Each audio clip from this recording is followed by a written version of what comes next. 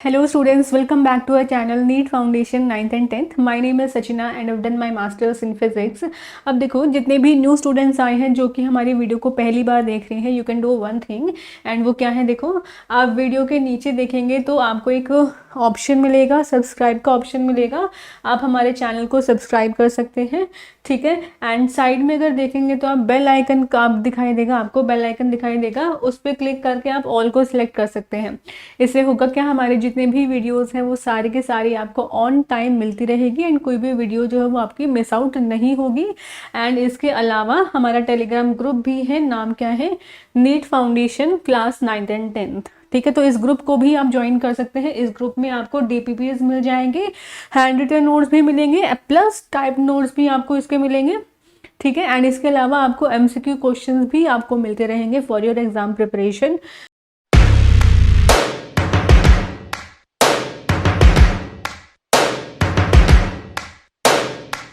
Chains, branches and rings, ये topic आज हम करने वाले हैं। अब देखो, इससे पहले हमने ये देखा था कि जो हमारे कार्बन एटम्स हैं वो हमारे ग्रुप्स चेन्स बना सकते हैं, सिंगल चेन्स वो बना सकते हैं।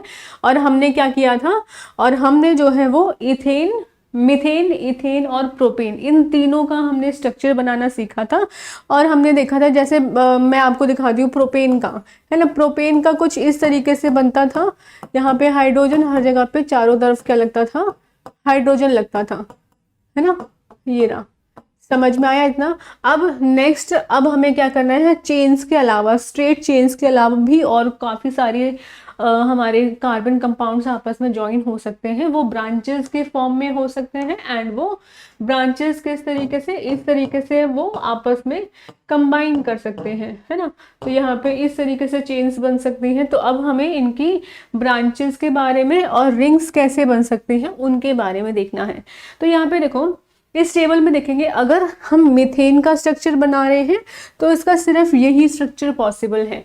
अगर इथेन का स्ट्रक्चर बना रहे हैं तो यही स्ट्रक्चर पॉसिबल है, और प्रोपेन का भी इसी तरीके से है। बिकॉज रीज़न क्या है, देखो हम कार्बन को, अगर हमें 3 कार्बन्स को आपस में ज्वाइन करना है तो 3 कार्बन्स को आपस में ज्वाइन करने का यही तरीका है। अगर हम इस तरीके से भी इनको लिख रहे हैं तो भी कोई डिफरेंस नहीं आया है। बिकॉज देखो, ज्वाइन, ये जो लास्ट कार्बन है इसको साथ में लिखो या फिर इसे नीचे रखो, लेकिन चेन जो है वो वही बन रही है ना। तो यहाँ तक देखो, प्रोपेन तक हमारी कोई प्रॉब्लम नहीं है। अब नेक्स्ट आता है ब्यूटेन का, ठीक है। ब्यूटेन को देखो, हम 4 कार्बन्स को आपस में ज्वाइन कर रहे हैं। तो ये सोच के देखो, हम 4 कार्बन्स को आपस में किस किस तरीके से ज्वाइन कर सकते हैं। एक तरीका ये हो सकता है ना, कि उनको हम सिंगल स्ट्रेट लाइन में ज्वाइन करें। इसके अलावा भी देखो और भी तरीका है कि इसमें हम इनको ज्वाइन कर सकते हैं 4 कार्बन्स को। तो इस तरीके से भी हम इनको आपस में ज्वाइन कर सकते हैं। तो यहाँ से देखो, डिफरेंट तरीका है ज्वाइन करने का। तो यहाँ से हमारा स्ट्रक्चर भी डिफरेंट आ गया, ठीक है। तो यहाँ से देखो, पहला वाला हमारा स्ट्रेट चेन है, दूसरा वाला हमारा ब्रांच की फॉर्म में है। तो वही चीज़ यहाँ पे लिखी हुई है, देखो, हाँ, वही चीज़ आपके बुक में भी यहाँ पे ये लिखी हुई है कि जब तक हम प्रोपीन तक बना रहे थे तो हमारा सिर्फ चेन्स बन रही थी। तो यहाँ पे हमारी चेन्स बनी, लेकिन हमने जब फोर्थ ब्यूटेन बनाने की कोशिश करी तो ब्यूटेन बनाते टाइम पे हमारे 2 तरीके हैं, ठीक है। इस तरीके से भी हम ज्वाइन कर सकते हैं, है ना। इस तरीके से भी हम आपस में इनको ज्वाइन कर सकते हैं, ठीक है।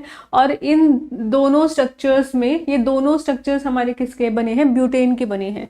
और जब इन दोनों में हम क्या करते हैं, अब इनमें हम जब हाइड्रोजन लगा करके देखेंगे तो जब हाइड्रोजन की फिलिंग करेंगे तो वो इस तरीके से आ जाएगा, है ना।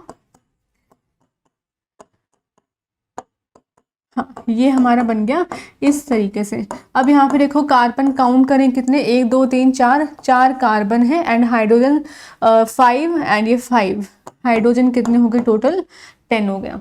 तो अगर स्ट्रेट चेन में बना रहे हैं तो C4H10 का फॉर्मूला बन रहा है। और यहाँ पे भी देखो, यहाँ पे भी जब हम ज्वाइन करेंगे तो भी हमारा क्या बनेगा, इसी तरीके से बनेगा, है ना।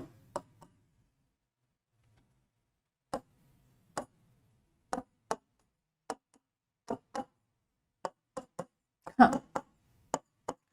आप ये काउंट कर सकते हो, हर कार्बन के साथ में 4 लाइंस अटैच रहेंगी, तो आपका ये स्टेबल हो गया। अब यहाँ पे देखो इसको भी काउंट कर सकते हैं, इसमें कार्बन कितने हैं, 4 है, एंड हाइड्रोजन कितने, देखो यहाँ पे 3 4 5 6 7 8 9 और ये 10 है ना।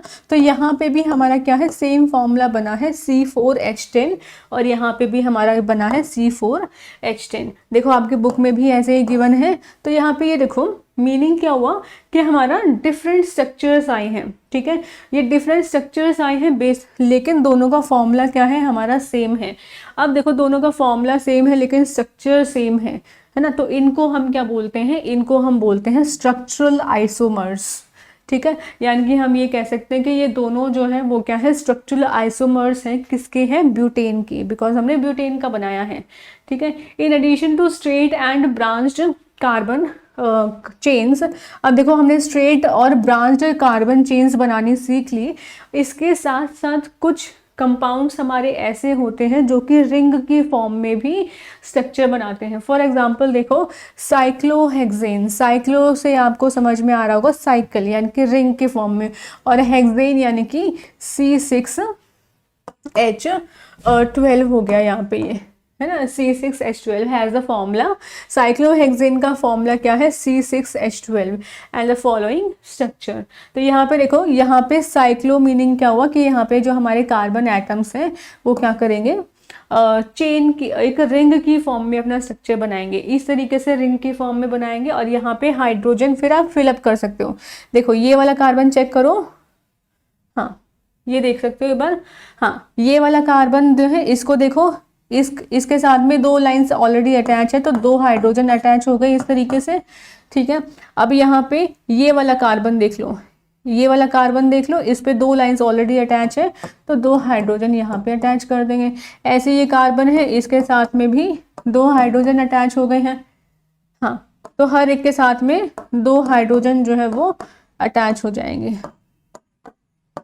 ठीक है। तो इस तरीके से आप समझ सकते हो कि किस तरीके से आप हाइड्रोजन इनको फिल करोगे। तो यहाँ पे आप समझ सकते हो कि हर कार्बन के साथ में 4 लाइंस हैं, तो इस तरीके से कुछ इसका स्ट्रक्चर जो है वो आप बना सकते हो साइक्लोहेक्सेन का, ठीक है।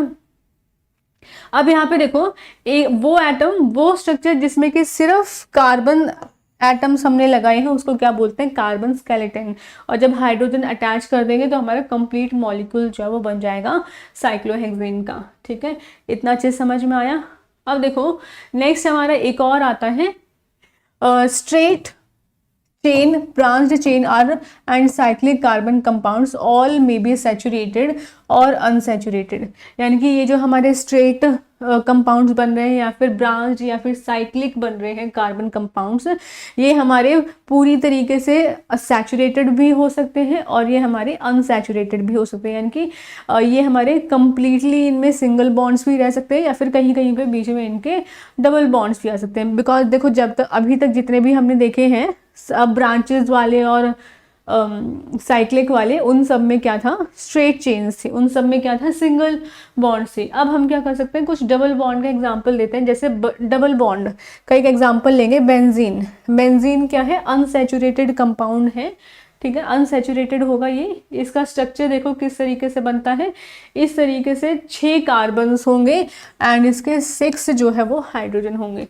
ठीक है। अब बेंजीन जो है वो याद रखना कैसे होता है, रिंग की फॉर्म में होता है ये,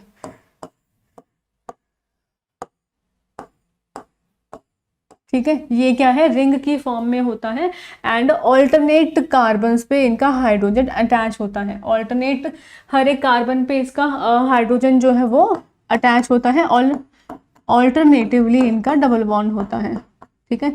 हर एक पे क्या करो, हाइड्रोजन अटैच कर दो एंड अब bonds, number of bonds check कर सकते हो। देखो यहाँ पे कार्बन के 1 2 3 ही बॉन्ड्स हुए हैं, तो एक और बॉन्ड लगा दोगे 4, है ना।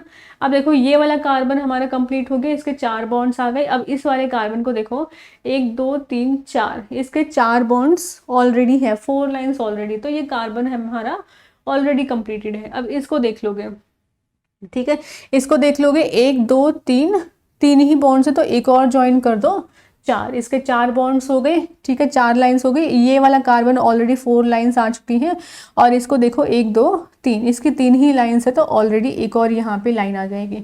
तो इस तरीके से ऑल्टरनेटिवली ये डबल बॉन्ड्स जो है वो बनाते हैं बीच बीच में, ठीक है। अब देखो यहाँ पे all these carbon compounds which contain only carbon and hydrogen are called hydrocarbons. तो यहाँ से देखो एक न्यू डेफिनेशन आ गई, हाइड्रोकार्बन्स क्या होते हैं? ऐसे कार्बन कंपाउंड्स जिनमें सिर्फ और सिर्फ कार्बन और हाइड्रोजन के बॉन्ड्स होते हैं, इनके अलावा कोई तीसरा एटम नहीं होगा, उसको हम क्या बोलेंगे? हाइड्रोकार्बन्स। नाम से समझ सकते हो, हाइड्रो से क्या है? हाइड्रोजन, और कार्बन से तो हाइड्रोजन और कार्बन के कंपाउंड्स, ठीक है। अब ये जो हाइड्रोकार्बन्स है देखो, अगर वो सैचुरेटेड बॉन्ड्स हैं, अगर वो सैचुरेटेड हाइड्रोकार्बन्स हैं तो उनको क्या बोलते हैं? एल्केन्स। नाम याद रखो, लास्ट में क्या आएगा? ANE, ठीक है, एल्केन्स होगा। अगर वो हमारे अनसैचुरेटेड हाइड्रोकार्बन्स हैं तो वो अनसैचुरेटेड हाइड्रोकार्बन्स जिनमें कि एक या एक से ज़्यादा डबल बॉन्ड है उनको क्या बोलेंगे? एल्कीन्स। नाम याद रखो, ENES आएगा, ENE आएगा लास्ट में। तो मैं लिख देती हूँ आपको, देखो अगर लास्ट में ANE है तो वो क्या होगा? सिंगल बॉन्ड्स बनाएंगे, है ना, उनमें क्या होगा? सिंगल बॉन्ड होगा।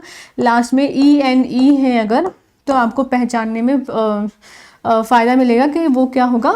डबल बॉन्ड होगा, एक या एक से ज़्यादा डबल बॉन्ड होगा। और अगर देखो, अगर ट्रिपल बॉन्ड है, एक या एक से ज़्यादा ट्रिपल बॉन्ड अगर आ जाता है तो वहाँ पे लास्ट में क्या होगा? YNE।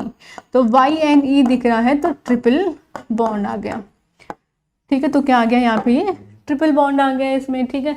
अब वही देखो चीज़ लिखा है, दोज कंटेनिंग ट्रिपल बॉन्ड, जिनका ट्रिपल बॉन्ड है उनको क्या बोलते हैं? एल्काइंस बोलते हैं, ठीक है। इतना आपको अच्छे समझ में आया?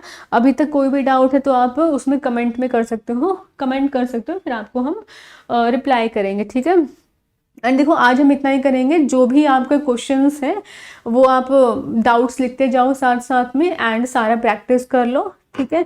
एंड नेक्स्ट जो है वो हम नेक्स्ट क्लास में स्टार्ट करेंगे। Okay students, bye and take care.